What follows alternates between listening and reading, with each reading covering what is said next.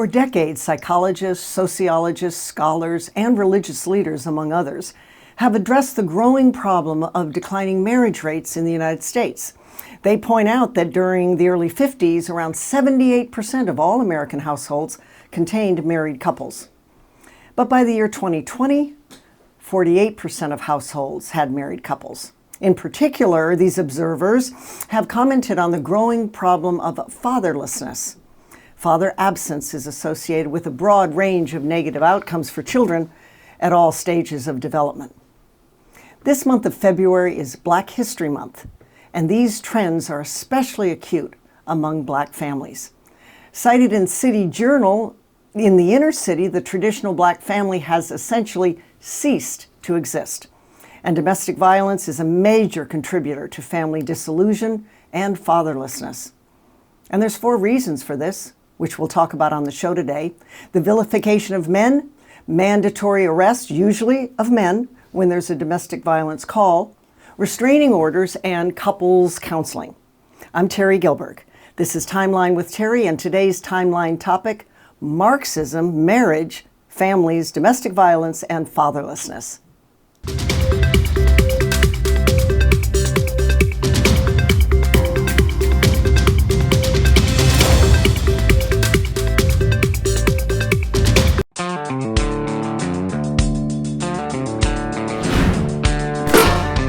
CTA is a call to action to all conservatives to save America from left-wing radicals. Nearly 45% of the U.S. workforce already have plans for job hopping in 2021. Now, many of those 70 million job hoppers are just fed up, and they're ready to work somewhere else, somewhere where they will be free. Maybe it's time for your talents to go to a city or a company that actually values your freedom. Post your resume on redballoon.org so that you can connect with this ever-growing list of free speech employers who would love to hire you. All right, guys, you have signed up, right? You've joined freedomsquare.com. If you haven't, why not? This should have happened a decade ago. How did somebody not think of this earlier? If you're a business owner, we have a business directory to promote your business to patriots across the nation. So if you want to buy American, if you want to sell American, we have a business directory. Whatever it is, go now. Join us in the fight for freedom. Welcome to Freedom Square.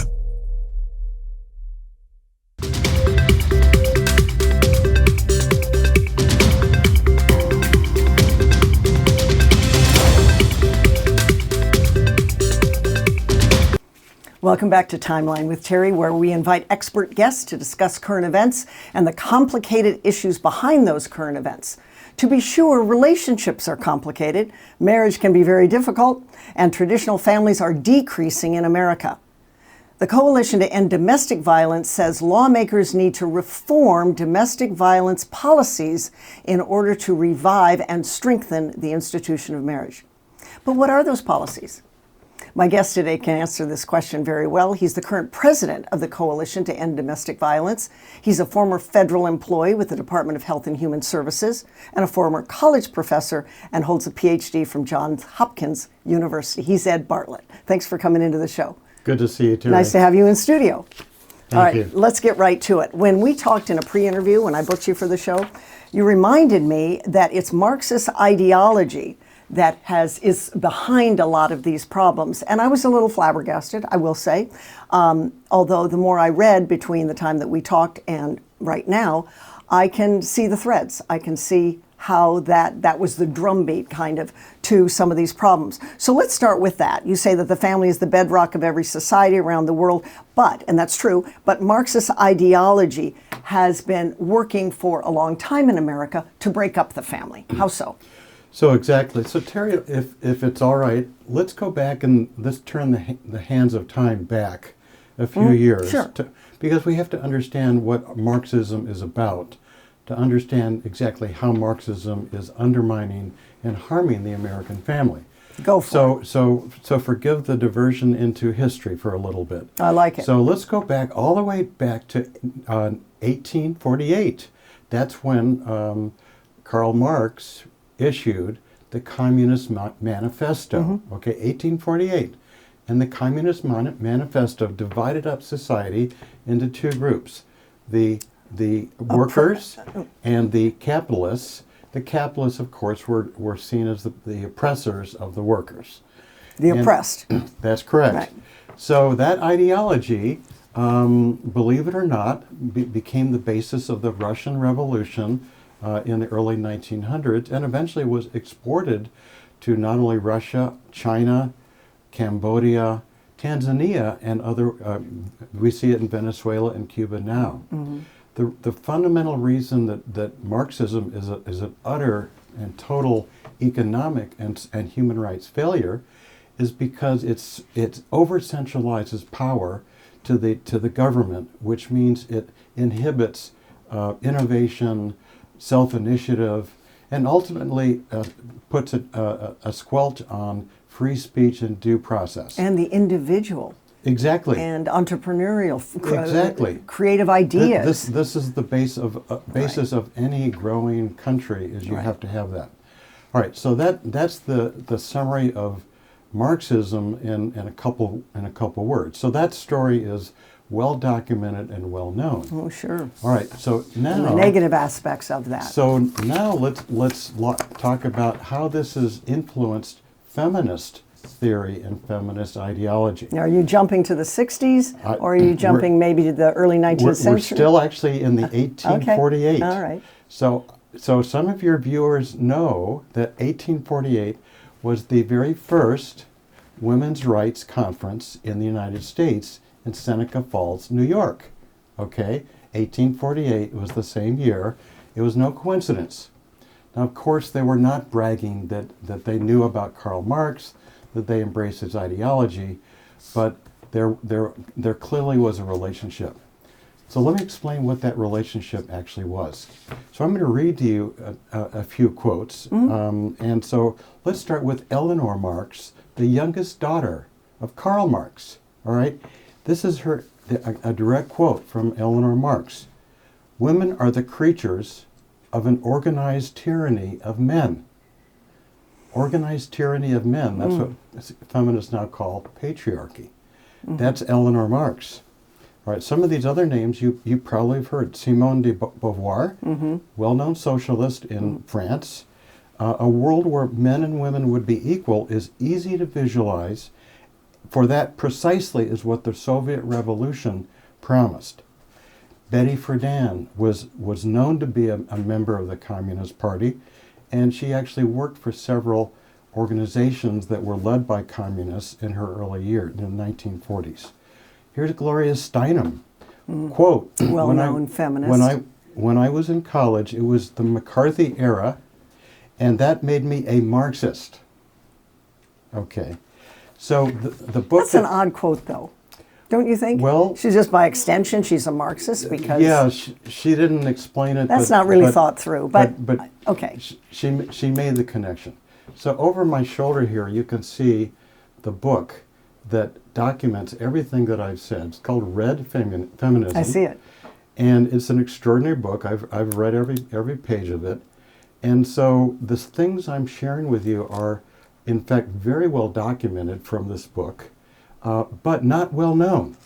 That's part of the reason why we're having this interview today, is people need to understand the correlations between traditional, Marxism that was about the proletariat and the capitalists, but it's the same framework, it's the same ideology of the oppressor and the oppressed. So with men and women relationships, it would be the woman historically, they would proffer, that is oppressed, and the man that's the oppressor, and that has to change. Correct, exactly. All right. And so that's sort of the fundamental ideology and the fundamental, call it the prototypical concept that drives feminism even to this very day. True.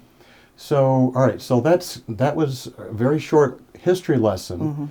So as feminism has evolved over the years, you've of course heard of critical race theory, which is I've had closely many shows linked on it. to Marxism. Oh, Have yes. you heard of what's called critical feminist theory? I think that's the new buzz expression now, right? That's the new buzz expression, and I actually have an article in front of me that was written by a student at Iowa State University About this very thing? about critical feminist theory. Oh, boy. Those are her exact words. And if I may indulge Sure. me while I read just a few words from her. Yes, These are please, her words, please. not my words.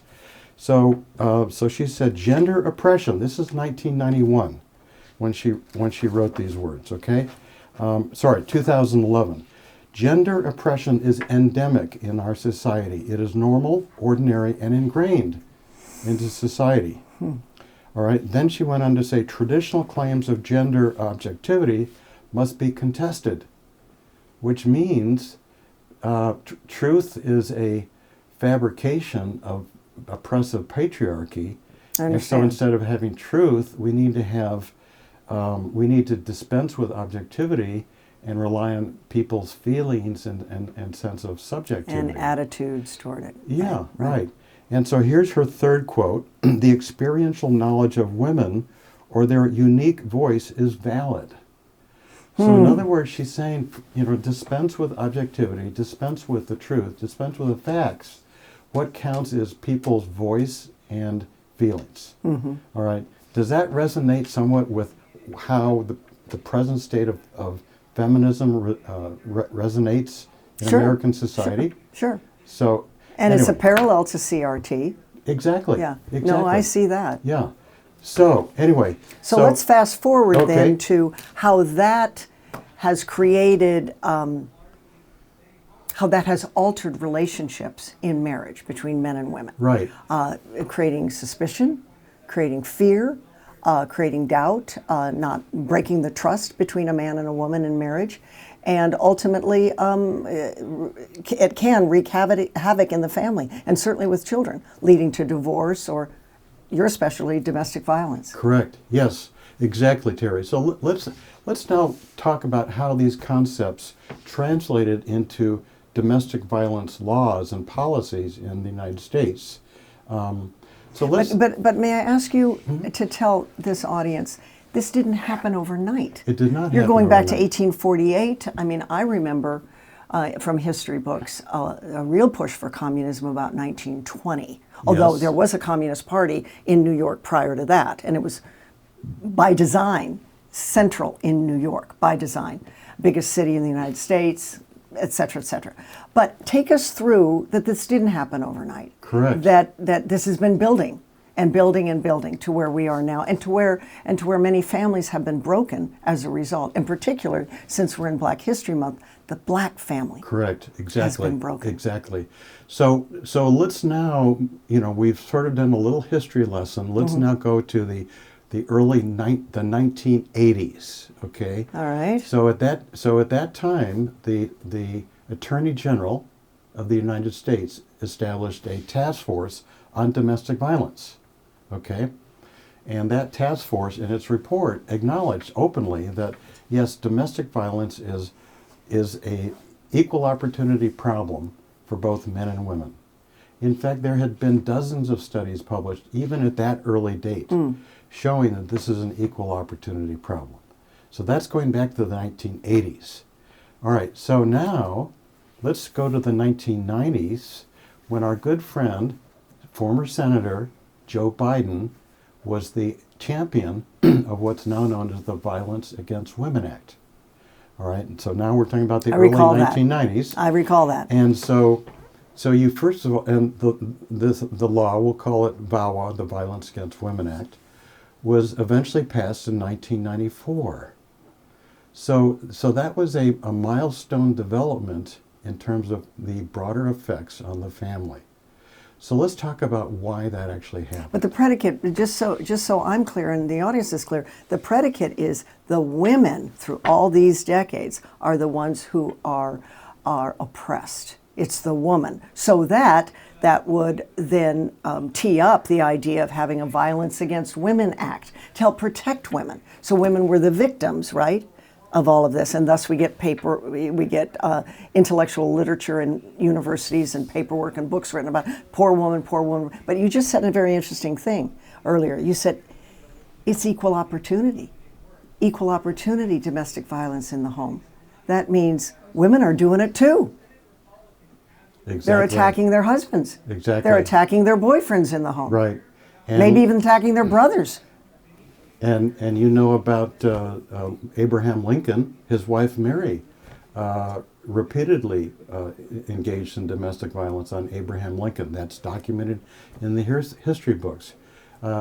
Terry, you just mentioned about violence against brothers. That's a really interesting remark, because Joe Biden himself, during one of these hearings in the Senate, said on the record, he said, my sister was, and he essentially he was saying, my sister was one of the most vicious domestic violence persons you can imagine, to the point that we just, nobody would dare On him. On Joe Biden. Did he say that back in the 90s? He said that in the early interesting. 1990s, correct, and this is on the record.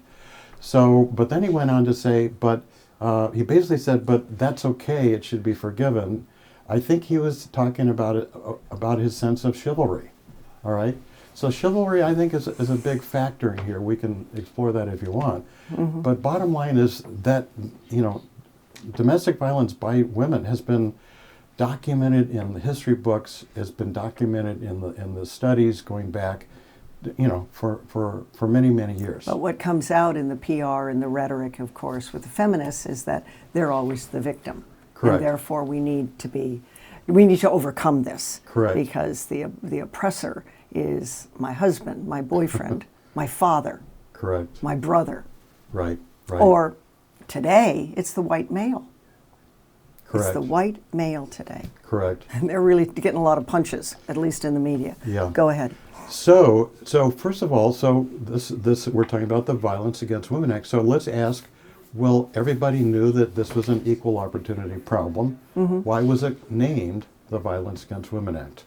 Well, I don't know the full details. I don't know the behind-the-scenes story. But bottom line is that's the name of the law, okay? VAWA, Violence Against Women Act. Maybe there was some lobbying going on Maybe there was a there lot of lobbying. I'm pretty sure. to be sensitive for the oppressed. Yes, exactly. So we had a brand new law that let's be honest, it had a great appeal to people's emotions, appealed to men's sense of chivalry, and appealed to women's sense of fear, right? And so now we have a new law with this name, and so that in itself served to vilify, stereotype, and vilify men as abusers, right? Forget the research. Forget what happened to Abraham Lincoln. Forget what happened to Joe Biden. Okay? That became the new narrative. That narrative went back to the early 1990s. I understand. Sure. So VAWA did more than that. So in a rational world, so we know that domestic violence is caused by people who overindulge in alcohol, substance abuse, maybe they experience abuse as a child. Sure. And so taking now it out they're as taking it on out their as partner. adults, Right. the so-called cycle of violence. Sure. And we also know that when a couple, has marital disputes and even a divorce, the rates of domestic violence shoot up exponentially.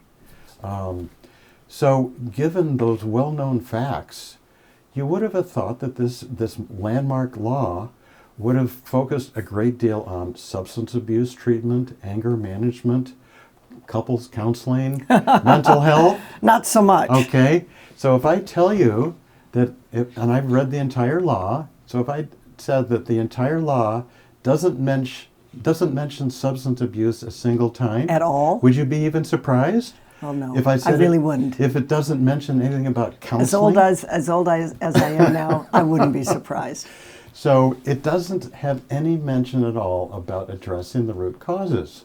Isn't that kind of interesting? So what does the law do? Well, Hold on, hold your okay. thought. I'm getting a flag that we got to take a quick break, and we will be back. So hold your thought. I do want to know in detail what the law does do. I'm Terry Gilberg. This is Timeline with Terry. I'm here with Ed Bartlett, and we're talking about domestic violence. Be right back.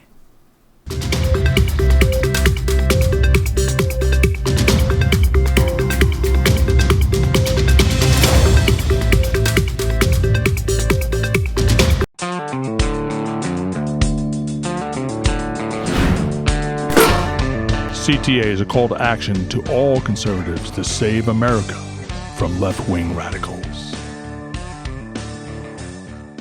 Nearly 45% of the US workforce already have plans for job hopping in 2021. Now, many of those 70 million job hoppers are just fed up and they're ready to work somewhere else, somewhere where they will be free. Maybe it's time for your talents to go to a city or a company that actually values your freedom. Post your resume on redballoon.org so that you can connect with this ever-growing list of free speech employers who would love to hire you. All right, guys, you have signed up, right? You've joined freedomsquare.com. If you haven't, why not? This should have happened a decade ago. How did somebody not think of this earlier? If you're a business owner, we have a business directory to promote your business to patriots across the nation. So if you want to buy American, if you want to sell American, we have a business directory. Whatever it is, go now. Join us in the fight for freedom. Welcome to Freedom Square.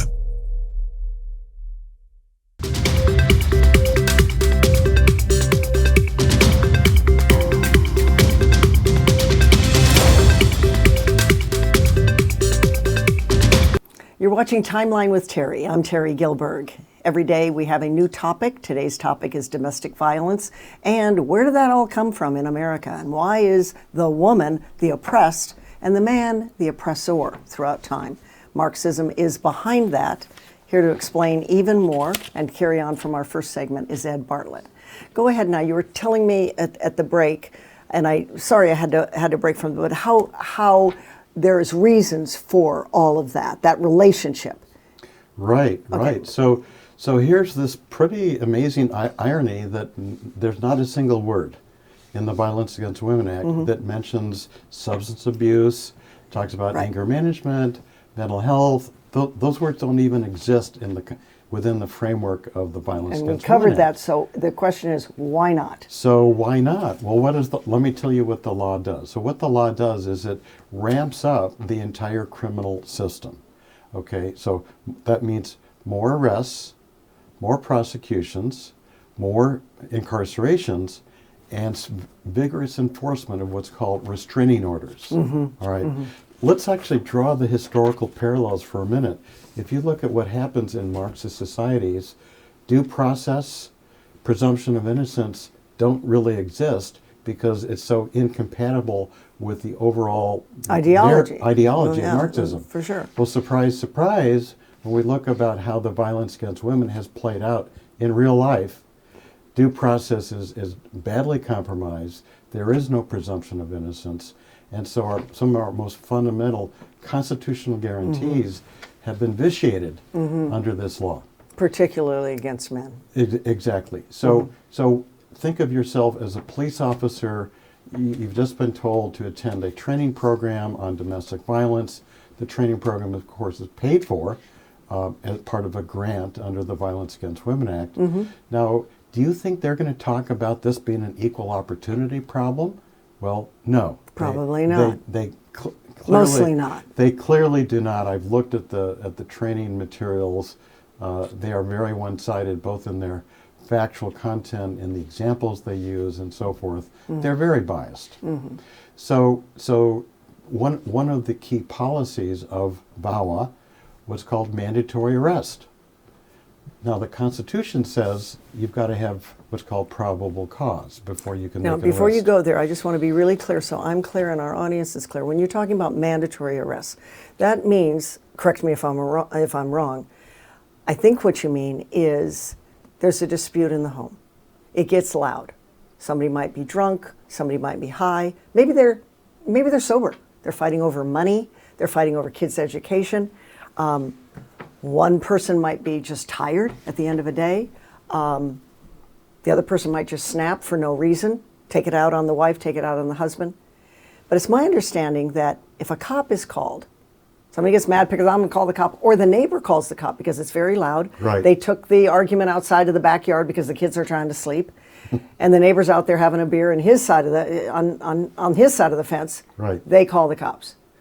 Am I right that when a cop arrives and they ascertain that it's domestic, somebody has to get arrested, either the wife or the husband, the boyfriend, the girlfriend, the older brother, the younger sister, somebody is going to jail, at least for an overnight until it's sorted out. Is that accurate? You've said it exactly right. That's in exactly, all 50 states. It varies by jurisdiction, but I think it's fair to say in the vast majority of cases, that's how it's going to play out. Yes. And the cop stays there, right? Until somebody says, okay, it'll be me, I'll just go, right? Sometimes or the that cop happens. handcuffs somebody and drags him or her out. There's so many different scenarios, Terry, but you really said it perfectly. It's many different situations. Now, one thing that I haven't said, but it's so important, is that many of these cases of domestic violence are mutual. The woman slaps the guy and he shoves her back, right? Okay, so or maybe they both kind of simultaneously started to mix it up. That's mutual domestic violence. That's about half of all cases fall into that mutual category. What about this? All right, the guy goes out on the wife. She finds out about it. He's been gone maybe, on a business trip. She finds out about it. It's Friday night. She's got some wine in her. And instead of getting mellow, she kind of becomes kind of an angry drunk. She slaps him across the face because he's an adulterer. And he whacks her as well. Now, you just said it's mutual, but there is a backstory to that fight. So would a cop necessarily, having heard all of this, say, all right, you actually started it, Mr. Adulterer, and she found out about it. You happen to walk in the door, keeping it hidden, so you're the deceitful one. You started it. It's you that's going to jail. So great question. So what you're now getting into is what's called predominant aggressor policies. So first of all, police have been told you're not allowed to arrest both people, okay, for a variety of reasons. You can't arrest both persons, even though it's mutual. So you got to pick and choose. How do you pick and choose? You got to hear the story. You've got to hear the story, but I've actually looked at the training that they used for these police officers, and it's called predominant aggressor. And you look at the criteria. None of the criteria ask about, well, did somebody, was somebody being unfaithful previously? The criteria look at things like, which party is bigger? Which party is stronger? Do you see a little potential for bias there? All right. Completely. So those are the exact words from the predominant aggressor policies that I've reviewed personally.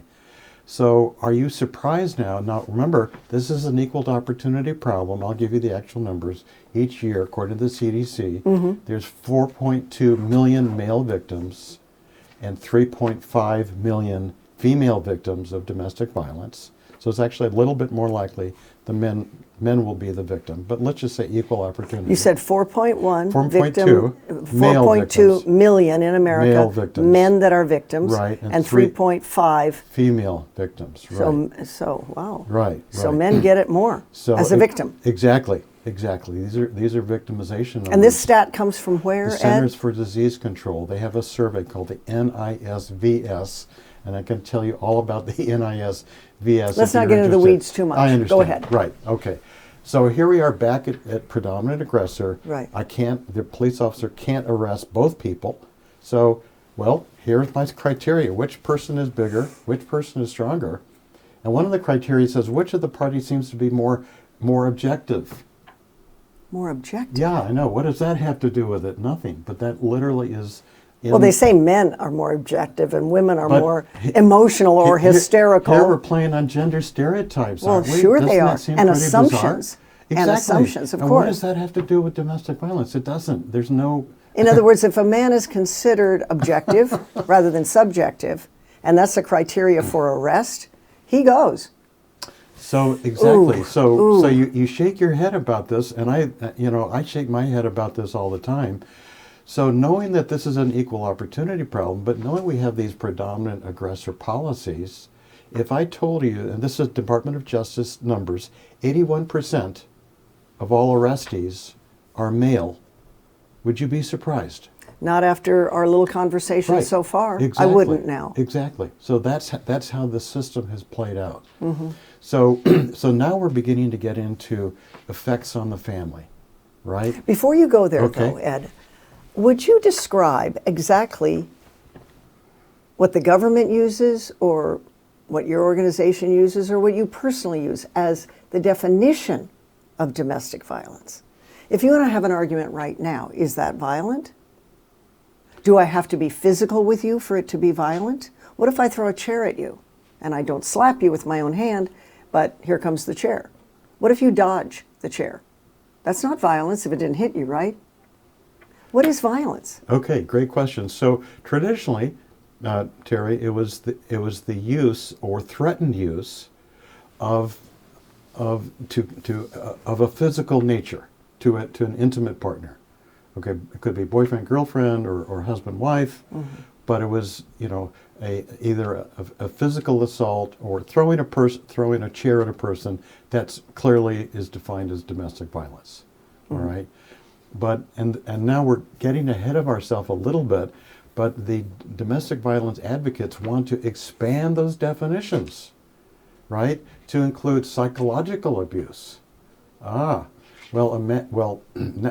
Maybe, I don't know if you want to go there yet, but this will clearly have an effect on defending yourself from a false allegation and ultimately the family structure. I think we get it. I think our audience gets it. I wanted to segue. Okay, go ahead. Your next point was going to be before I segued into the definition. Okay, so let's start. So we talked about how 81% of these persons arrested are the male.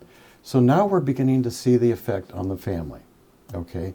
Because by virtue of an arrest, that automatically gives you a criminal record. Oh yeah. That will be there unless you get it expunged. Unless, yeah, it will be there for the rest of your life. You do some deal quickly. So every time you apply for a job, okay, I'm a former federal employee. They always ask you, have you ever been arrested, right?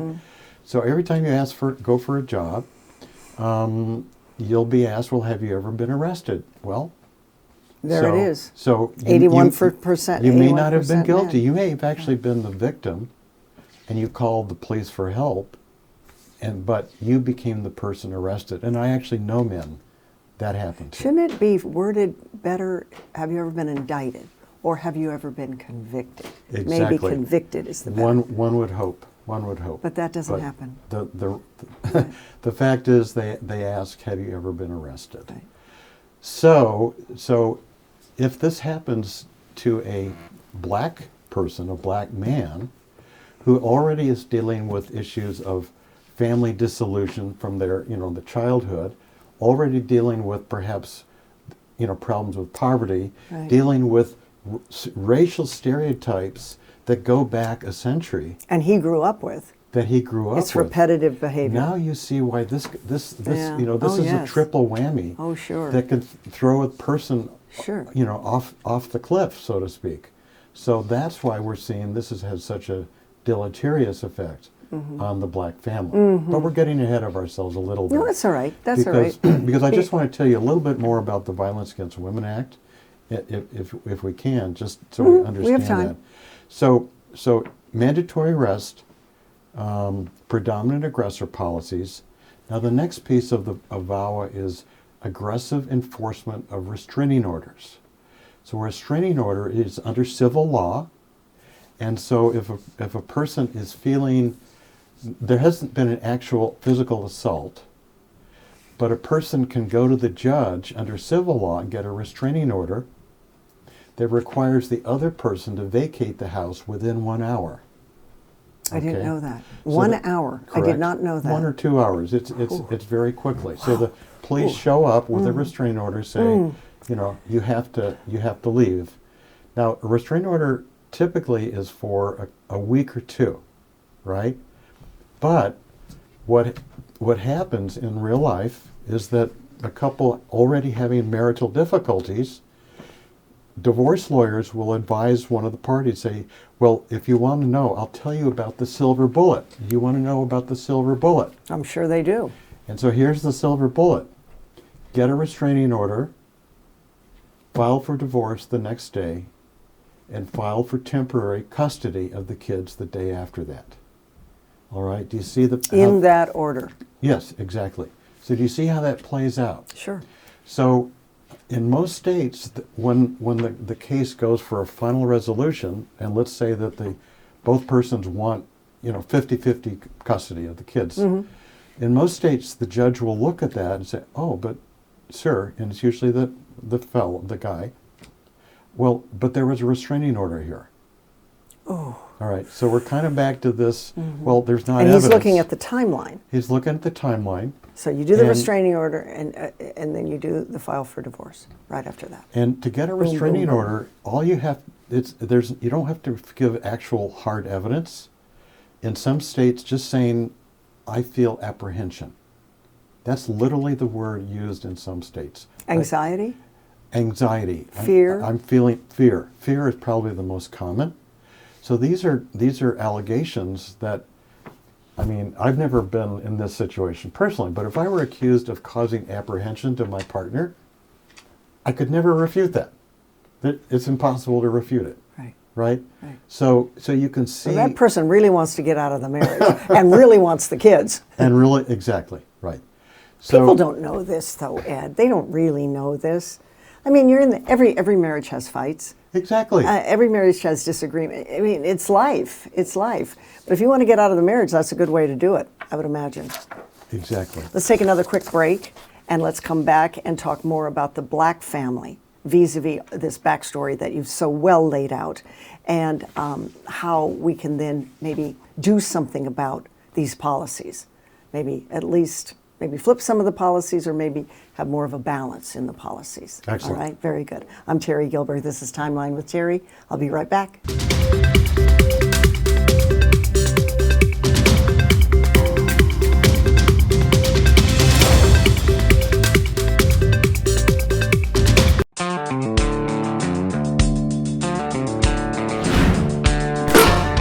CTA is a call to action to all conservatives to save America from left-wing radicals. Nearly 45% of the US workforce already have plans for job hopping in 2021. Now, many of those 70 million job hoppers are just fed up and they're ready to work somewhere else, somewhere where they will be free. Maybe it's time for your talents to go to a city or a company that actually values your freedom. Post your resume on redballoon.work so that you can connect with this ever-growing list of free speech employers who would love to hire you. All right, guys, you have signed up, right? You've joined freedomsquare.com. If you haven't, why not? This should have happened a decade ago. How did somebody not think of this earlier? If you're a business owner, we have a business directory to promote your business to patriots across the nation. So if you want to buy American, if you want to sell American, we have a business directory. Whatever it is, go now. Join us in the fight for freedom. Welcome to Freedom Square.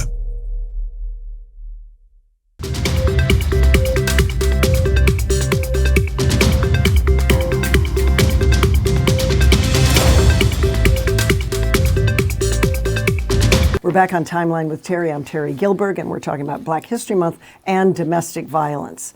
Ed Bartlett is my special guest. He's been giving us the history of how we got to certain policies in America that tend to favor women over men. And I was struck by an article recently that I read, Ed. I happen to know this author. She hails from Arizona, and we were both media colleagues at the time. What struck me about this is something that she wrote here. The author is Rachel Alexander. She's really a friend of mine. She talks about, according to the Centers for Disease Control and Prevention, that's one authority that favors the women. Authority number 2, a website of the DOJ Office of Violence Against Women was founded to contain massive misinformation, but there again, favoring the woman. Another DOJ website, Office for Victims of Crime, favors the women. International Association of Chiefs of Police favors the women.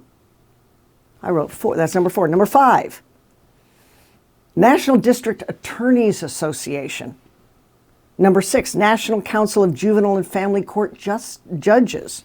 Number 7, the American Bar Association.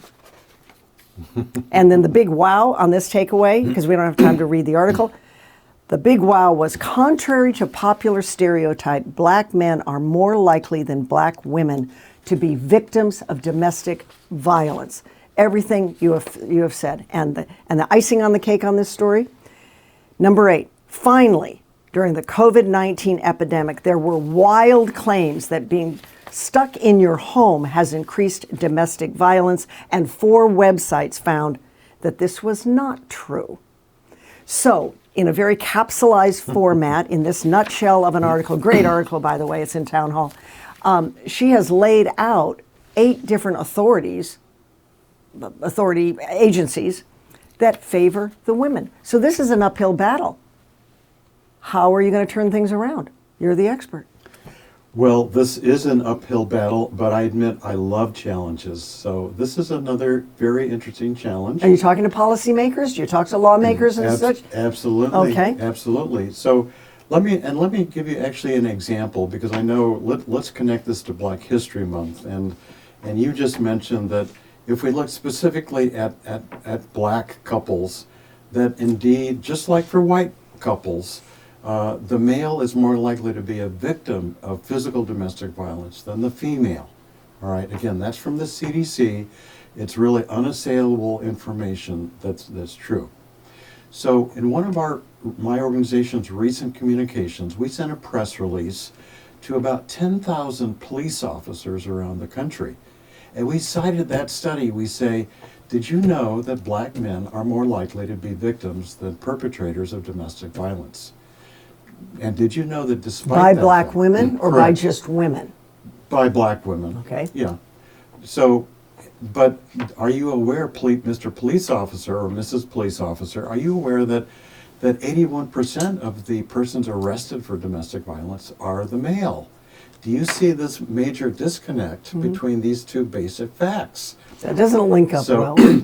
So, anyway, so we sent this press release to about 10,000 law enforcement officers around the country. And their response? And generally there was no response, but that's okay. I don't a press release is a little bit, impersonal. Can be biased, right? But there was one police officer who responded, and this was just 2 weeks ago, by the way. Oh, really? And the police officer said, he said, when black men stop breaking the law, the problem of over-arrest of black men will be solved. Now, Really? Wait a minute, sir. I just told you that black men are more likely to be the victim, and I gave you the actual numbers from the CDC. What that tells me is that there definitely is still call it an undercurrent of racial prejudice among police officers. So Against black men. against black men. So it's partly racial. Maybe Gender? Maybe there's chivalry in there. I don't know. But I'm just telling you a fairly recent story that kind of brings this home about, hey, we are dealing with real life stereotypes that go back decades, and sadly, I think to some extent, I'm not going to generalize to all police officers, but to some extent are still alive and well in 2022. And I think you nailed it 15, 20 minutes ago when you said, who's the bigger person? Physically bigger. Well, men are physically bigger than women. Okay, you are going to jail. That was one of the criteria I think you covered. Correct. Right, Yes, right. right. So let me tell you the story about a fellow, and actually I've known Carl Starling for about 10 years. And who is he? He lives in Prince George's County, Maryland. He's actually a federal employee. He used to work in the media and in radio. And so if I can, let me tell you Carl's story. Sure. So he was and Carl is a black man. Young, older, middle-aged? Middle age. All right. Middle aged, no children, but he was married, and for whatever reason, his wife physically attacked him one day, and so he went to the local police office and filed a criminal complaint. But interestingly, she filed a complaint the very same day. Is that right? Criminal But complaint. he didn't against him. strike her. There was no physicality from him That's to honor correct. her. That's correct. All right. So police came to the home, right, and did a visual inspection. First of all, there were no signs of physical injury on either of them, right? No scratches No on the scratches, face, or bruising. no bruises. All right. And then they looked and she alleged that she had been attacked in the bathroom, and that he had thrown her on the floor and her head had hit the floor violently. What, that she had a concussion or something Well, that can't be seen? So she had to go for a medical exam. Well, the medical exam showed nothing. Showed no contusions, no concussions. There was absolutely no medical evidence of injury. All right, but now, who do you think was the person who was arrested and sent to jail? Well, he was. And if you say Carl Starling, you're correct. Yeah, he He was. was the one who was sent to jail. Now, did the police think she did not fabricate the story of being thrown on the bathroom floor? I don't know those details, but I do know that there was no evidence at all of physical harm to either person, or especially to her. There was no evidence of physical harm. So bottom line is that even though they both had, credible stories, she was the one who was believed. He was the one that was taken to jail. Mm-hmm. So he was kind of outraged by the injustice. Yeah. So he actually demanded a jury trial. And it was, Did he get a lawyer or pro bono? Yeah. Or he hired a had lawyer? Yeah, this was Okay. done sort of the usual way. Okay. And so the jury found him totally innocent of all charges, and he was exonerated by the jury, okay?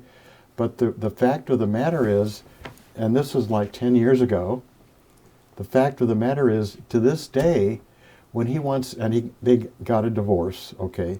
To this day, when Carl wants to meet a new woman and connect with a new woman, she does a internet search.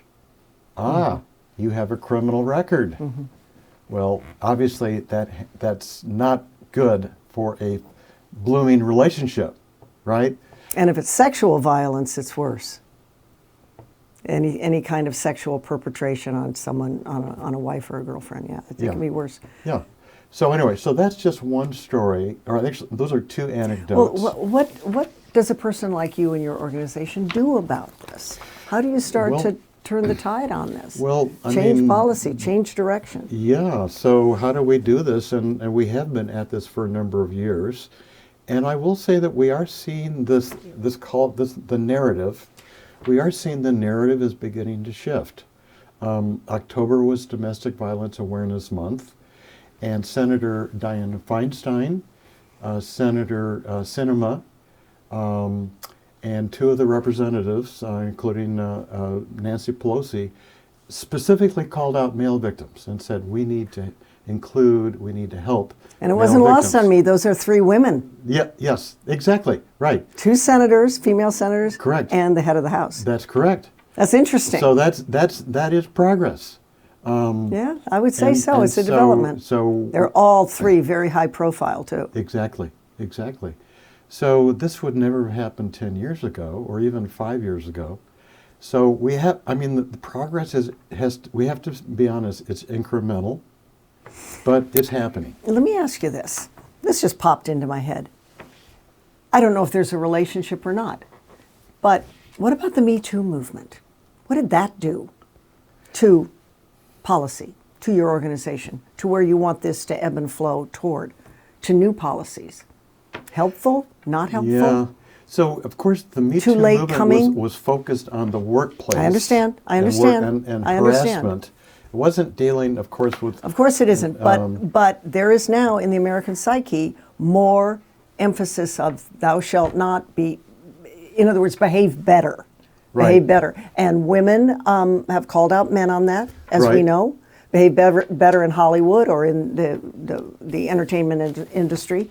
But still, there is this heightened awareness about how are you behaving Correct. with your significant other. Correct. Yeah, that's very true. So in that sense, I think the Me Too movement has been helpful and good.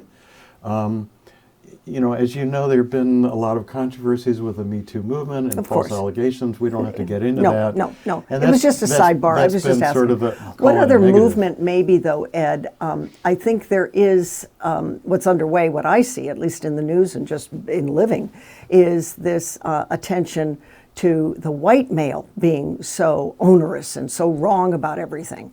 But that, just like everything, it swings one way and then it's going to swing back. It's the rubber band effect, right? What other movements, though, are helping your cause, do you think, that are out there right now? What are the other movements helping the cause? Well, Maybe you need to create one, right? Little hashtag here, a little meme there. Maybe that's what we're all about. But I think clearly there is a growing awareness of the effect of Marxism in our society, and it's not just it's not just the Crimea, right? It's things happening in our own neighborhoods, in our own schools. We've talked about critical race theory. And there's happening always in a our faction schools. in the United States, always, that are pro-communism, pro-Marxist socialism. Always. There always has, Right. ever since I've been Right. on the earth, Right. there always has been. Yeah. But I think as well, it's coming, and those tend to be extreme leftists from certain universities, but now that is coming down into high school. Yes, it is. It's very popular with Right. T-shirts and coffee cups and flags and so forth Right. that you see. That part's growing. Well, it is. So I mentioned earlier about this book about red feminism. I read that 15 years ago. But at that time, people were pretty reluctant to sort of acknowledge Marxist ideology sort of infiltrating into the broader American society. So I didn't talk about it much 15 years ago because I don't think there was a receptivity. Now, in 2022, there is a receptivity that, oh, I see what you're talking about because they're doing critical race theory in my own school, and there's critical feminist theory that's very similar. Not to mention cozy with China. The sensitivity of, China, well, they're our friends. We got factories over there. And, Right. I mean, may it be said, why has no nation ours included, held China's feet to the fire for this virus 2 years later? Oh no, soft pedaling, getting squishy on China. Hardcore communism. Yeah. So ultimately the truth will make us free, and that's what we really believe, that the facts, scientific facts, will make us free and will reform domestic violence laws and will help restore families. We're down to a minute. I want to give you the final thoughts. This was such a fascinating discussion. And when I booked you for this show, I was surprised at some of the facts you were giving me because I always thought it was more male on female, right? The man is the victim. I've learned a lot. How do you want to sew up your information for our audience in the last 45 seconds we have? Well, I think the message that I would have is that the truth really will make us free. We should not be afraid to talk about the harmful effects of Marxist ideology in American society. It obviously permeates the Violence Against Women Act. It permeates domestic violence laws and policies. So this is a fixable problem. We just have to be willing to acknowledge the truth. You've been a delightful guest. It's been my pleasure. Maybe we're going to have you back in another edition of Timeline with Terry. I did not know the connection with Marxism, and I'm really glad you brought that out. Really glad. Seems like many issues today go back to that, and we're seeing it not just with this, but with other topics, other subject matter in our news today. Thanks a lot for coming in. My pleasure. Okay, Ed Bartlett. I'm Terry Gilberg. This has been Timeline with Terry. We'll see you another day on another edition of Timeline with Terry and another topic du jour.